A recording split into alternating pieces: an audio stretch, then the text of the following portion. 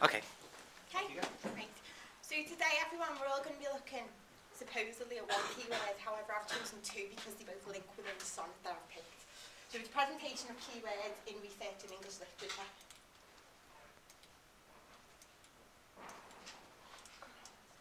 I have to do it twice. I'll get there eventually.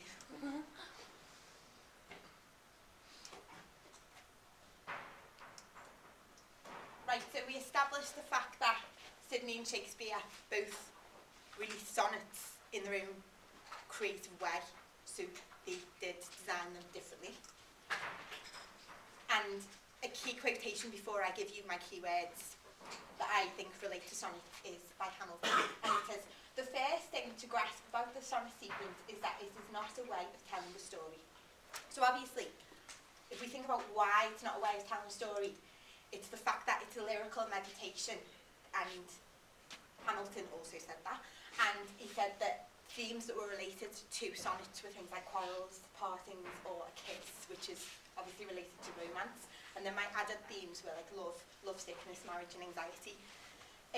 Why is it not a story? Well, it's complex, you know, it's 14 lines, it's symbolic, it's not obvious right away what a sonnet means. So the idea is that we examine the sonnet and we understand maybe what the poet's own life was like, and maybe those symbolic words within the sonnet can relate to the poet's life. In this case, I think it's Astrophil and Stella, which we've previously studied. Okay. Yeah, so obviously Astrophil and Stella is considered true to be reality, and that's because if we relate it back to the poet's life and Penelope in real life, then obviously that sonnet can mirror the real life biographical image. Okay.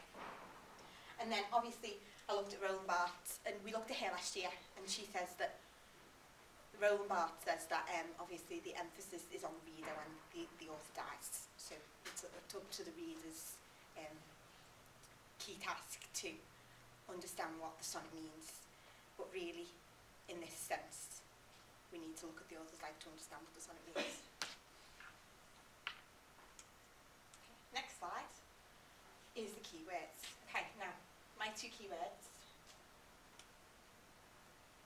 are smart, which today means clean, tidy and stylish. It also means fresh in appearance, good looking. And in verb sense, it's to give a sharp pain, which really, in terms of the emotions that Astrophil experienced, the sharp pain, the emotion relates to him in the sonnet. And that's where I got it from. Okay, hard. It relates to an element of difficulty, maybe a struggle, an object that's solid, not easily broken.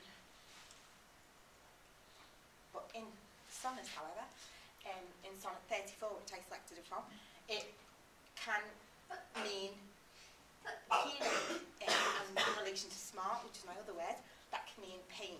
So I picked these two because pain is an outcome of love anxiety, which Astrophil experiences because he's in love with Stella, and Stella's already married. And then the hearing in sonnet 34, it's saying, well, okay, he's trying to speak to an audience to clarify his pain, but unfortunately he's not heard. So obviously those two words mean one thing today, but may have meant something else in Shakespeare or Sidney's time. Changed meaning. They're also from the Old English, which is Chaucer, 14th century. Okay. So this is the sonnet I got it from.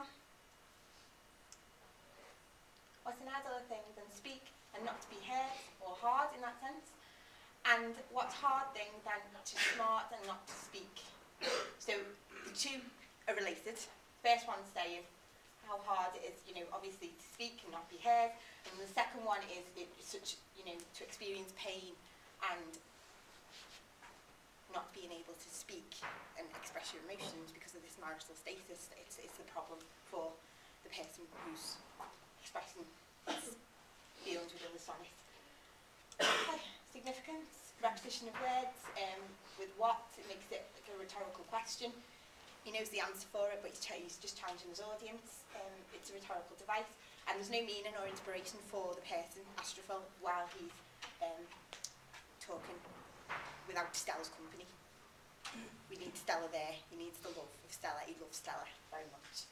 Metaphorical sonnet, there's images of mirrors within this sonnet later on, and images of disease, which symbolise loneliness and mental anxiety in my eyes. And the themes: separation, voice, love, and a burdened heart. Shakespeare and Sydney.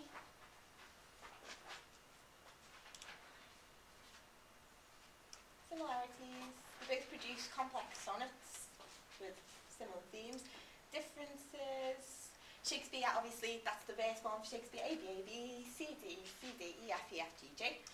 And then we've got Sydney.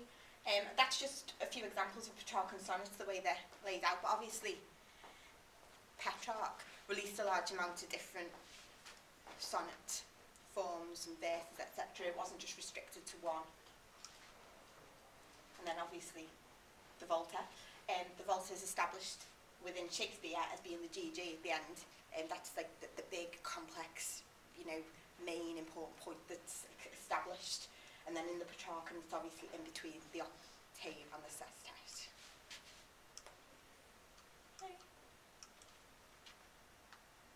And then finally, this is just a sonnet from Shakespeare. The only reason why I brought it up was because not only can we establish the area, the couplet that is the complex important point, but I think it's got some sort of comparison with Sydney's Estrafil and Stella. The reason why I picked it is because the majority of the sonnet is negative. It's talking about ladies and, establishing quite negative adjectives and things like, my mistress' eyes are nothing like the sun. It's comparative with the sun. And yet, by heaven, I think my love is rare. And then the final one, which you can see underneath, is when it comes up. The final quotation at the end of that, and by heaven, I think my love is rare, as any she bellied with false compare. That's a positive point. So obviously the majority of the sonnet is negative, and then at the end he changes his mind and says, no, I love my woman. I love my lady. Okay, courtly love important within sonnet 130 and Sydney.